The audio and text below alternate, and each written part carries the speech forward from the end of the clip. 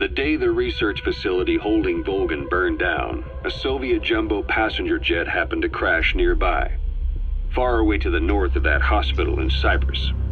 On board the plane was a young boy who was being studied at the same facility. The plane fell to Earth from over 8,000 feet, but the boy's body was the only one not recovered. At almost exactly the same time as the crash, Volgan awoke in that facility. According to the Research Institute's documents, the gifts this boy demonstrated included psychokinesis and telepathy. To protect his mind from being inundated with other people's thoughts, he always wore a kind of gas mask. A rudimentary form of psychic insulation, apparently. We don't know where this boy is, but if Skullface is connected to him, we may cross paths with him yet. This boy is part of a new age where nothing we understand about the world makes sense anymore. Don't let your guard down.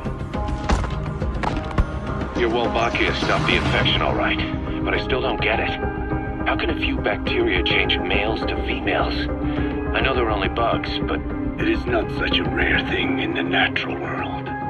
Many insects and nematodes are infected with Wolbachia. But why? They nest in the cell cytoplasm of the host, even in the egg cells, with the result that the offspring are born infected. Mother-to-child transmission. However, Wolbachia cannot nest in sperm because they do not have cytoplasm.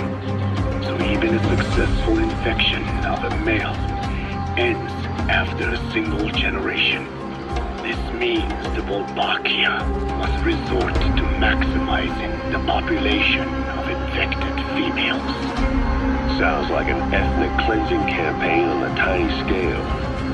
Gender change from male to female is their survival tactic.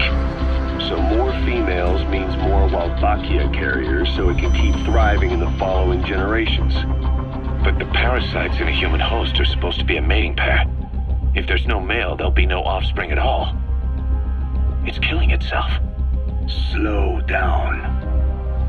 This tactic is intended for environments where a single male can copulate with multiple females. Originally, the Wolbachia did not infect the vocal cord parasites. I created a mutated strain, modifying the Wolbachia so that it could infect monogamous pairs. The Wolbachia's greatest multiplying tactic, the male-to-female change, worked against itself in the monogamous parasites. Just as you said, then I performed repeated selection of Wolbachia strains until I achieved 100% certainty of male-to-female conversion. Creating female-female pairs, unable to reproduce.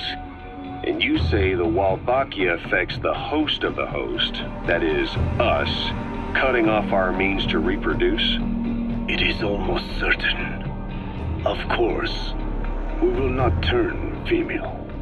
After all, mammals possess no natural gender-changing function. But some Wolbachia strains can cause cytoplasmic incompatibility in the host.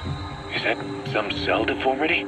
Put simply, it means the altered sperm of infected males kill the female's egg on contact. And that's happened to us? Yes, and yet, what occurs in humans is not just simple CI. To date, there are no cases of Wolbachia affecting humans. The fact that this strain causes this effect, is it the vocal cord parasite's affinity with humans? I do not know enough to say for sure. So the parasite warps the host. Reminds me of what Skullface said. It is the way of all organisms to create their own optimal environment. Just look at you and this space. Organisms that cannot do this are doomed to extinction. The difference with parasites is that their environment is another organism that creates a connection between life and life. Parasitism, symbiosis, or death. In this way, the host too is challenged to adapt.